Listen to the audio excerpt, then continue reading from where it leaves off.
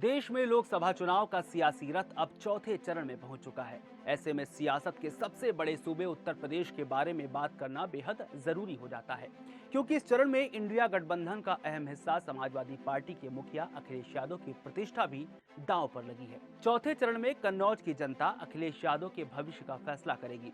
इसके अलावा इसी चौथे चरण में जनता बताएगी कि किसानों पर गाड़ी चढ़ाने का आरोप झेल रहे आशीष मिश्रा से लोग कितना नाराज हैं और उनकी नाराजगी का खामियाजा उनके पिता अजय मिश्र टेनी को कितना झेलना पड़ सकता है। यानी आज के इस वीडियो में हम उन लोकसभा सीटों के गुणागणित की बात करेंगे जहां चौथे चरण में चुनाव होने वाले हैं। नमस्कार, द न्यूज 15 में आपका स्वागत है। मेरा नाम है रविशंकर। शुरुआत करेंगे कन्नौज से। वैसे तो ये लोकसभा क्षेत्र इत्र की खुशबू के लिए पूरे विश्व में पहचाना जाता है, मगर यहाँ की राजनीतिक महक भी बहुत तेज है। हालांकि ये महक अलग अलग दलों के राजनेताओं में भेद नहीं करती, बारी बारी से सभी को मौका देती है। ऐसे में सवाल ये है कि इस बार किसे मौका मिलने वाला है, क्योंकि समाजवादी पार्टी प्रमुख अखिलेश यादव का खुद इस सीट से चुनावी मैदान में उतर जाना समीकरणों के लिहाज से बेहद दिलचस्प हो गया है। अखिलेश से पहले इस सीट पर सपा ने तेज प्रताप यादव को उम्मीदवार बनाया था, मगर समीकरण खिलाफ जाते देख अखिलेश यादव खुद चुनावी मैदान में कूद पड़े। अब अखिलेश के सामने बसपा की ओर से इमरान बिन जफर और भाजपा की ओर से सुब्रत पाठक की चुनौती है। सुब्रत पाठक फिलहाल इस सीट से सांसद भी हैं और अखिलेश यादव के साथ उन्हीं की सीधी टक्कर देखी जा रही है। इस सीट पर पिछले चुनाव में अखिलेश यादव की पत्नी डिंपल यादव को हार का सामना करना पड़ा था। हालांकि 2014 में भयंकर मोदी लहर होने के बावजूद ये सीट डिंपल यादव ने जीत ली थी। आपको बता दें कि 2000 के उपचुनाव में अखिलेश यादव ने जीत लिया था, उनको यहां से जीत हासिल हुई थी बड़े मार्जिन से। इसके बाद 2004 और 2009 में लगातार जीत दर्ज कर उन्होंने हैट्रिक भी लगाई। साल 2012 में फिर उपचुनाव हुए तो अखिलेश यादव की पत्नी डिंपल यादव निर्विरोध निर्वाचित होकर संसद पहुंची। इस सीट से मुलायम सिंह यादव भी जीतकर सांसद चुने जा चुके हैं। आपको बता दें कि मुलायम सिंह यादव और अखिलेश यादव के अलावा एक और मुख्यमंत्री ने यहां से जीत हासिल की थी। ये नेता हैं शीला दीक्षित। उन्होंने 1984 के चुनाव में इस सीट पर कांग्रेस के लिए जीत हासिल की थी। शीला बाद में दिल्ली की दूसरी महिला मुख्यमंत्री भी बनी और लगातार 15 साल तक पद पर बनी रही। यहाँ जातीय समीकरण की बात करेंगे तो करीब 17 लाख से ज्यादा हिंदू और 2.5 लाख से ज्यादा मुसलमान मतदाता हैं। हिंदुओं में 2.5 लाख यादव, 2 लाख क्षत्रिय, 2 लाख लोधी, 1.25 लाख ब्राह्मण, पाल और शाक्य, 2.5 लाख अनुसूचित जाति के करीब 3 लाख मतदाता हैं। इसके बाद खीरी लोकसभा सीट की बात करेंगे। इस लोकसभा सीट के बारे में जब जिक्र किया जाता है तो याद आता है तिकोनिया कांड, याद आते हैं आशीष मिश्र उर्फ मोनू, याद आते हैं केंद्रीय गृह राज्य मंत्री अजय मिश्र टेनी, क्योंकि इसी लोकसभा क्षेत्र में किसानों को थार से कुचलकर मार देने का दावा किया गया था और अजय मिश्र के बेटे आशीष मिश्र को इसके लिए आरोपी बताया गया था। इसके बाद पूरे देश में केंद्रीय गृह राज्य मंत्री के खिलाफ किसानों ने प्रदर्शन किया। फिलहाल तिकोनिया कांड के बाद पहली बार लोकसभा चुनाव होने जा रहे हैं, तो देखना होगा कि इसका कितना असर देखने को मिलता है। आपको बता दें कि तमाम विरोध के बावजूद भाजपा ने एक बार फिर से अजय मिश्र टेनी को ही खीरी लोकसभा क्षेत्र से उम्मीदवार बनाया है। तो उनके सामने इंडिया गठबंधन की ओर से सपा के उत्कर्ष वर्मा चुनावी मैदान में हैं। दूसरी ओर बसपा ने अंशय कालरा को टिकट देकर माहौल दिलचस्प बना दिया है। आपको बता दें कि लखीमपुर खीरी प्रदेश में क्षेत्रफल की दृष्टि से सबसे बड़ा जिला है। खीरी दुधवा नेशनल पार्क के लिए प्रसिद्ध है। यहाँ बड़ी संख्या में जानवर देखने को मिल जाते हैं, जिसमें बाघ, तेंदुआ, गैंडा आदि शामिल हैं। खीरी तराई में है, लिहाजा ये कई नदियों के साथ प्राकृतिक संसाधनों से समृद्ध है। शारदा, गोमती, घाघरा जैसी कई नदियां यहां से होकर बहती हैं। यहां जातीय समीकरणों की बात करेंगे तो करीब 3.25 लाख मुस्लिम आबादी है। यहां 4.25 लाख के करीब दलित आबादी है, जबकि 4,75,000 ओबीसी की आबादी है। ये आंकड़े 2019 के लोकसभा चुनाव से पहले के हैं। अब आ जाइए धौरहरा लोकसभा क्षेत्र में। लखीमपुर जिले में 2 लोकसभा क्षेत्र आते हैं, एक तो खीरी जिसके बारे में हमने अभी बात की और दूसरा धौरहरा लोकसभा क्षेत्र।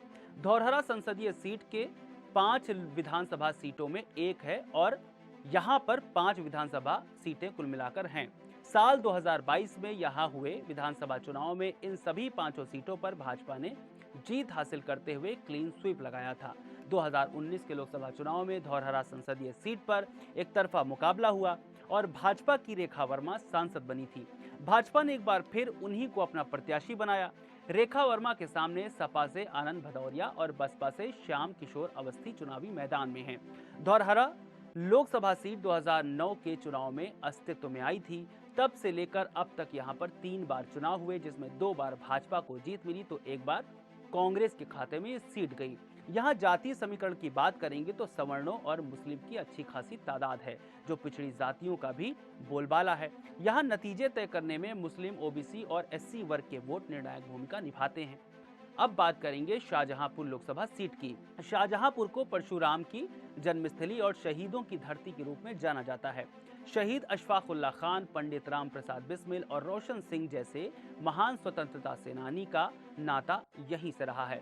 चुनावी लिहाज से कांग्रेस के दिग्गज नेता और पूर्व केंद्रीय मंत्री जितेंद्र प्रसाद यहां से बड़ा नाम कमा चुके हैं।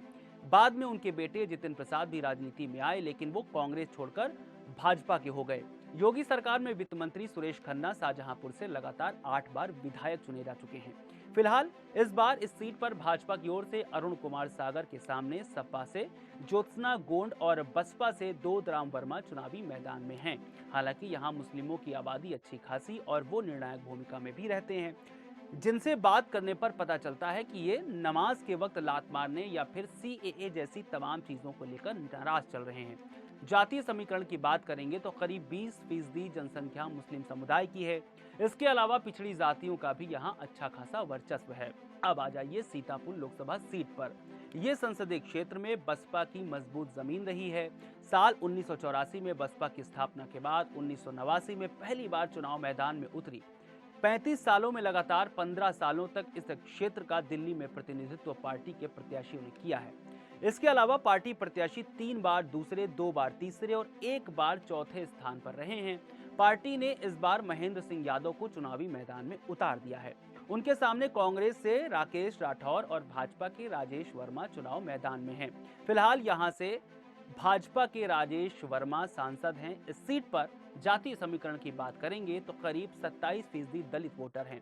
इसके साथ ही कुर्मी वोटर्स की संख्या करीब 12% है। अन्य पिछड़े वर्गों की तादाद भी 28% के आसपास है। ऐसे में गांव में रहने वाले दलित पिछड़े वोटर किसी भी उम्मीदवार को जीत दिलाने में अहम भूमिका निभा सकते हैं। इसके बाद बात हरदोई लोकसभा सीट की। आजादी के बाद से ही हरदोई संसदीय सीट अनुसूचित जाति के लिए आरक्षित सीट रही है और 2019 से पहले यहाँ 16 लोकसभा चुनाव हो चुके हैं। पहले हरदोई फर्रुखाबाद उत्तरी संसदीय क्षेत्र के तहत आता था। 1952 के लोकसभा चुनाव में बुलाकी राम वर्मा सांसद चुने गए थे। इसके बाद 1957 में हरदोई लोकसभा सीट का गठन हुआ। 1957 में लोकसभा चुनाव में ही भारतीय जनसंघ हरदोई सीट पर जीत दर्ज करने में कामयाब रही थी, लेकिन 1957 में ही हुए उपचुनाव में कांग्रेस ने ये सीट छीन ली और 1977 तक उसके कब्जे में रही। इस चुनाव में यहां सपा की ओर से उषा वर्मा चुनाव लड़ रही हैं, तो उनके सामने भाजपा के जयप्रकाश और बसपा से भीमराव अंबेडकर चुनावी मैदान में हैं। अगर हम हरदोई लोकसभा सीट के जातीय समीकरण की बात करें तो यहां पर कुर्मी, ब्राह्मण, राजपूत और वैश्य वोटरों का दबदबा है। इस लोकसभा सीट पर 3 लाख के करीब कुर्मी वोट हैं, तो वहीं 2.5 लाख के करीब ब्राह्मण और ठाकुर वोटर्स हैं। इसके अलावा 1 लाख वोट वैश्य समुदाय का भी है। ऐसे में बीजेपी ने एक बार फिर से जय प्रताप रावत पर भरोसा जताया है। मिश्रिक लोकसभा सीट की बात करेंगे तो इस सीट को सीतापुर, हरदोई और कानपुर जिलों की विधानसभाओं से मिलाकर बनाया गया है। इस सीट के राजनीतिक इतिहास पर नजर डालेंगे तो 1962 में संसदीय सीट के रूप में इसका वजूद मिला। तब से लेकर अभी तक अनुसूचित जाति के लिए यह सीट आरक्षित है। भाजपा के लिहाज से मिश्रिक संसदीय क्षेत्र ज्यादा कामयाब नहीं रहा है। हालांकि 2014 के चुनाव में मोदी लहर के सहारे भाजपा की अंजू बाला जीतने में कामयाब रही थी। भाजपा अभी तक महज 2 बार ही जीत हासिल कर सकी है। इस सीट पर भाजपा से अशोक कुमार रावत, बसपा से वीआर अहिरवार और सपा से संगीता राजवंशी चुनावी मैदान में हैं। यहाँ जाति समीकरण की बात करें तो चुनाव में सवर्ण और पिछड़ी जातियों का असर दिखता है। हालांकि पासी बिरादरी के मतदाता निर्णायक भूमिका में रहते हैं। ऐसे में इसी बिरादरी के नेताओं को चुनाव में ज्यादा मौके मिलते हैं। पिछड़ी जातियों में कुर्मी, गडरिया, काछी, कहार और यादव भी काफी संख्या में हैं। मिश्रिक के बाद बात उन्नाव लोकसभा सीट की। एक समय यह क्षेत्र कांग्रेस का मजबूत दुर्ग हुआ करता था। लेकिन 90 के दशक की शुरुआत में भाजपा ने न सिर्फ इस क्षेत्र में बल्कि पूरे राज्य में अपनी जगह मजबूत कर ली। इस बार लोकसभा चुनाव में सपा से अन्नू टंडन, बसपा से अशोक कुमार पांडे और भाजपा से स्वामी सच्चिदानंद हरि साक्षी चुनाव मैदान में हैं। इस बार यहां जातीय समीकरण को देखें तो मुस्लिम वोटरों की संख्या करीब 2,15,000, एससी मतदाता करीब 5.5 लाख, ओबीसी वोटर्स करीब 7 लाख और सवर्ण मतदाता करीब 5.5 लाख हैं। अब कानपुर लोकसभा सीट पर आ जाइए। गंगा के किनारे बसा औद्योगिक शहर कानपुर देश की हाई प्रोफाइल लोकसभा सीटों में से एक है। इसे लेदर सिटी के नाम से भी जाना जाता है। एक दौर में कपड़ा उद्योग के चलते इसे पूर्व का मैनचेस्टर कहा जाता था। हालांकि वक्त और सरकार की उपेक्षा के चलते ये शहर अपनी पहचान खोता चला गया और देश के सबसे प्रदूषित शहरों में शामिल हो गया। इस बार लोकसभा चुनाव के लिए कांग्रेस ने यहां आलोक मिश्रा को अपना प्रत्याशी बनाया है।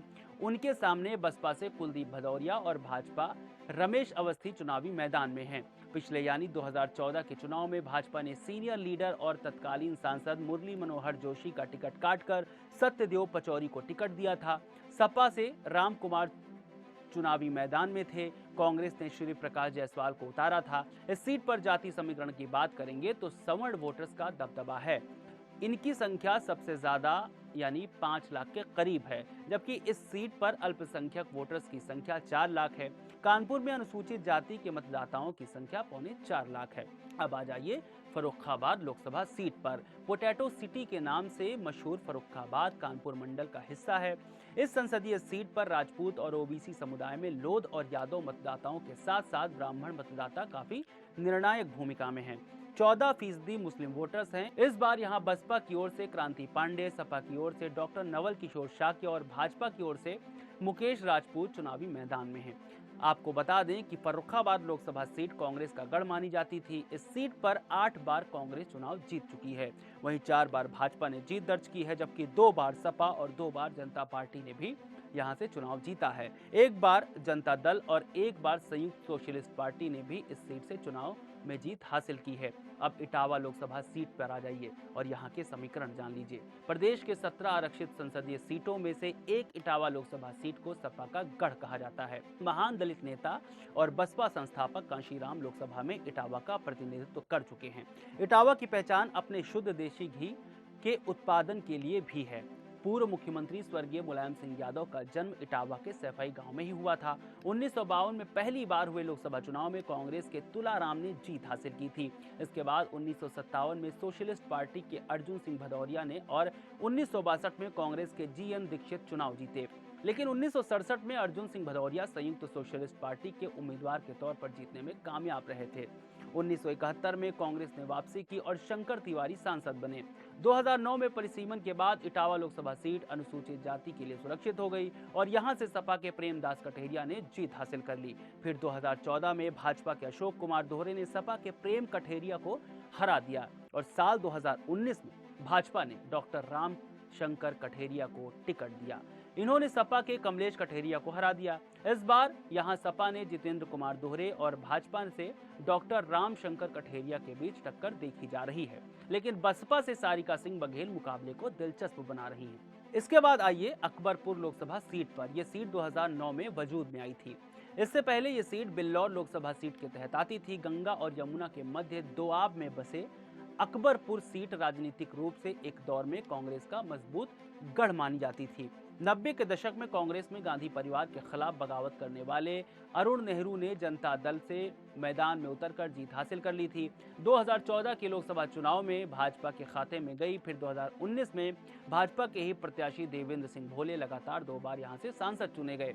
बाद में ये इलाका भाजपा का गढ़ बन गया। इस बार यहां से भाजपा के देवेंद्र सिंह उर्फ भोले सिंह के सामने सपा के राजा रामपाल और बसपा के राजेश कुमार द्विवेदी टक्कर ले रहे हैं। यहाँ जाति समीकरणों की बात करेंगे तो सबसे ज्यादा मतदाता दलित हैं और दूसरे नंबर पर ब्राह्मण हैं।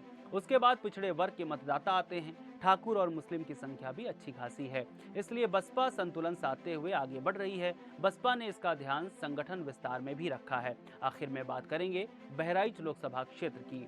बहराइच संसदीय सीट प्रदेश के 80 लोकसभा सीटों में और प्रदेश के 17 अनुसूचित जाति में से एक है। ये क्षेत्र महान स्वतंत्रता सेनानी रफी अहमद किदवई की जन्मस्थली और कर्मस्थली दोनों है। पंडित जवाहरलाल नेहरू की केंद्रीय मंत्रिमंडल में शामिल 2 मुस्लिम नेताओं में अबुल कलाम आजाद के अलावा अहमद भी शामिल थे। 2019 के लोकसभा चुनाव में यहां भाजपा के अक्षय बरलाल ने जीत हासिल की। उन्हें सपा के शब्बीर अहमद और कांग्रेस की सावित्रीबाई फुले को हराया था। इस बार इस सीट पर भाजपा से आनंद कुमार के सामने बसपा से डॉक्टर ब्रिजेश कुमार और सपा से रमेश चंद्र चुनावी मैदान में हैं। यहाँ जाति समीकरणों की बात करेंगे तो 66% लोग हिंदू और 34% लोग मुस्लिम समुदाय से आते हैं। लिंगानुपात के आधार पर प्रति 1000 पुरुषों पर 892 महिलाएं हैं। इस जिले की साक्षरता दर बेहद दयनीय है और यहाँ की आधी से कम आबादी ही साक्षर है। 49% साक्षर आबादी में पुरुषों की 58% और 39% महिलाओं की आबादी साक्षर है। फिलहाल इस वीडियो में आपने चौथे चरण की जिन सीटों के बारे में जाना, वहां मुकाबला बेहद रोचक देखने को मिल सकता है। इसके अलावा इन सीटों पर अखिलेश यादव और अजय मिस्टर टेनी जैसे दिग्गज नेताओं की साख भी दांव पर है। हालांकि देखना दिलचस्प होगा कि जनता का प्यार किसे मिलता है। आज के लिए फिलहाल इतना ही। हमें देखने के लिए द न्यूज़ 15 को सब्सक्राइब करें। शुक्रिया।